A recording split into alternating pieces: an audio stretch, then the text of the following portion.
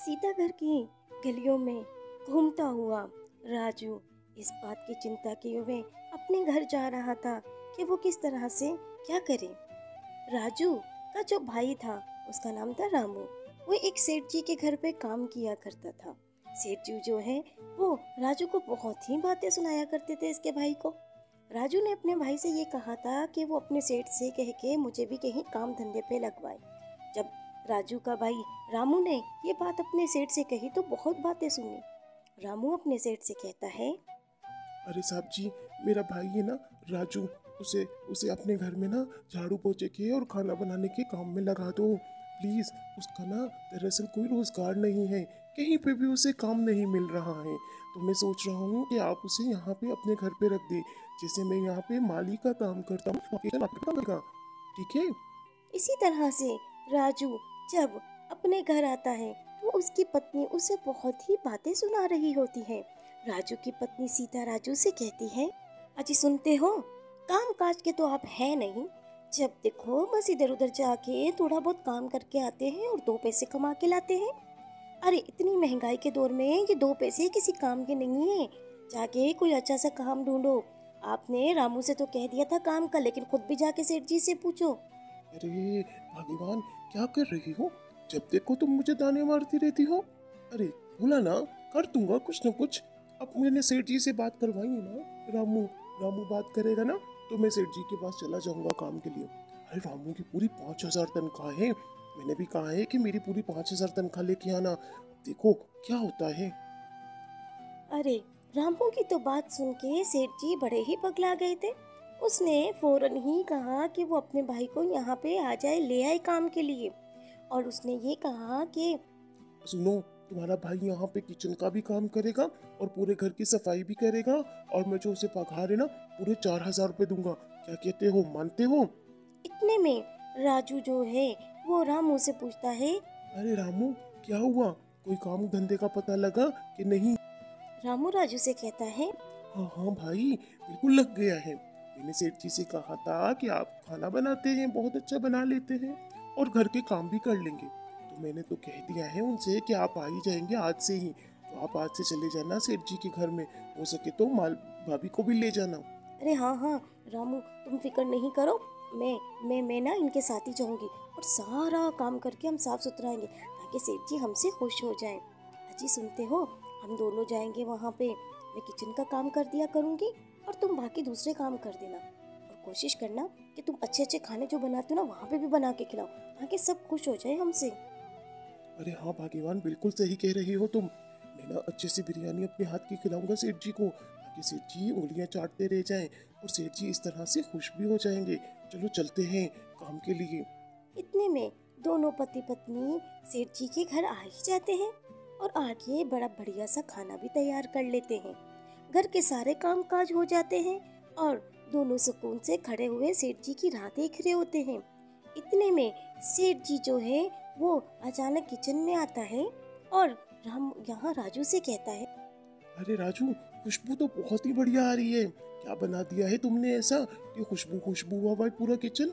हाँ, जरा जल्दी से एक बार परोस दो मुझे। मेरा तो दिल ललचा रहा है तुम्हारा खाने की खुशबू सूंघ के। और काम भी तुमने बढ़िया किया है, पगार तुम्हें मैं डबल करके दूंगा। अरे सेठ जी, काम तो बहुत अच्छे से हो चुका है। बस थोड़ा बहुत जो खाना बनाना था वो हमने बना के रेडी कर दिया है। चिकन लेग पीसेस बनाए हैं आपके लिए और दाल चावल भी बनाए हैं और तवा बिरयानी भी बनाई है। अरे मेरे हाथ की आप तवा बिरयानी खाएंगे ना तो खाते के खाते रह जाएंगे। बहुत ही मज़ेदार तवा बिरयानी बनी है। एक दफ़ा खाएं और उंगलियां चाटते के चाटते रह जाए, ठीक है? अरे राजू, क्या बिरयानी तुमने बनाई है! मेरे बच्चों को तो बहुत ही पसंद आई है। राजू मेरी बात सुनो, मैं तुम्हें ना 4 नहीं बल्कि 6,000 रुपये तनख्वाह दिया करूंगा और तुम यहीं पे रहना, ठीक है? इतने में जो राजू है वो अपने सेठ जी से कहता है, अरे हाँ सेठ जी, आपने तनख्वाह तो बहुत अच्छी मेरी पगार रख दी है। अब मैं इसी पगार से अपने लिए एक दुकान भी खोलूंगा। पार्ट टाइम पे उस दुकान पे मैं बिरयानी बेचा करूंगा ताकि हमारा और अच्छे से गुजारा हो जाए। राजू को सेठ जी कहता है, हाँ हाँ, बिल्कुल बिल्कुल सही कह रहे हो तुम। मैं तुम्हारी इस चीज़ में मदद भी करूँगा क्योंकि तुम्हारे हाथ जो हैं वो बिरयानी के लिए बहुत ही मज़ेदार हैं। सारे खाते के खाते रह जाएंगे तुम्हारे हाथ की बिरयानी। चलो ठीक है, मैं तुम्हें ना पगार में से थोड़े एक्स्ट्रा पैसे दूंगा ताकि तुम बिरयानी का ठेला लगा लो। क्या कहते हो इस बारे में? इतने में राजू और उसकी पत्नी दोनों ही इस बारे में बातें कर रहे होते हैं कि सेठ जी ने पगार भी बढ़ा दी है और बिरयानी के ठेले में भी हमारी मदद की है। दोनों बहुत ही खुश होते हैं और राजू जो है पार्ट टाइम पे बिरयानी बेचने का काम शुरू कर देता है। राजू कहता है, बस सिंपल से 8 से तवा बिरयानी खा लो, बड़े मज़े की बिरयानी है। अरे सिर्फ और सिर्फ 20 रुपए प्लेट, चटपटे और ताज़े मसालों से तैयार करदा बिरयानी है। एक दफ़ा खाओगे तो बार बार खाते के खाते रह जाओगे। एक दफ़ा आओ तो सही, लेके जाओ बच्चों के लिए भी। अरे देखता क्या है राजू कि आसपास तो कोई भी ग्राहक नहीं आ रहा होता है। बड़ा ही निराश हो जाता है, बल्कि ये कहता है कि मैं तो अब बिरयानी नहीं बेचूंगा। इतने में वो गरीब गांव के मुखिया के पास आता है और कहता है, अरे मुखिया जी, मेरी बिरयानी पार्ट टाइम के लिए मैंने रखी थी, लेकिन कोई भी नहीं आ रहा है उसे लेने के लिए। उसे कुछ ऐसा लॉजिक बताओ कि सारे बिरयानी लेने आ जाएं। अरे हाँ हाँ ठीक है ठीक है, मैं एक काम करता हूँ कि मैं तुम्हारी बिरयानी के पोस्टर लगवा देता हूँ जगह जगह। इससे ये होगा कि सारे बिरयानी खाने वाले आ जाएंगे तुम्हारे पास, और तुम्हारी बिरयानी तो बड़े मज़े की लजीज है।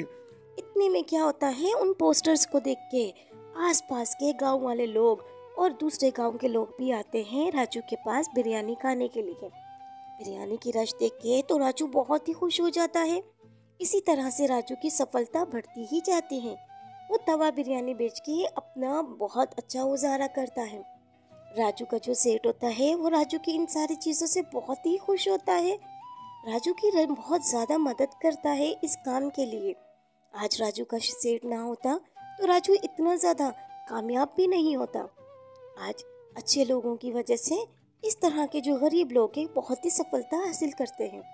राजू और उसकी पत्नी आपस में बहुत ज़्यादा खुश हो जाते हैं क्योंकि उनके लिए एक अच्छा रोज़गार का जरिया पैदा हो गया है और सेठ जी के पास काम भी करते हैं, पार्ट टाइम जॉब भी करते हैं। आज अगर रामू अपने सेठ जी से राजू की जॉब की बात नहीं करता तो राजू इतनी सफलता कैसे हासिल करता। इसलिए कहते हैं कि हर एक का साथ देना चाहिए और हर एक के साथ मिलजुल के रहना चाहिए। राजू और रामू दोनों बहुत ही अच्छे भाई होते हैं। जिस तरह से रामू ने राजू की मदद करके उसको इतनी ऊपर ऊंचाइयों तक पहुंचाया और उसकी पत्नी ने जिस तरह से उसकी मदद की और दोनों ने मिलके एक बेहतरीन सफलता हासिल कर दी। और यही होती है एक तवा बिरयानी और एक गरीब की मेहनत की सफलता।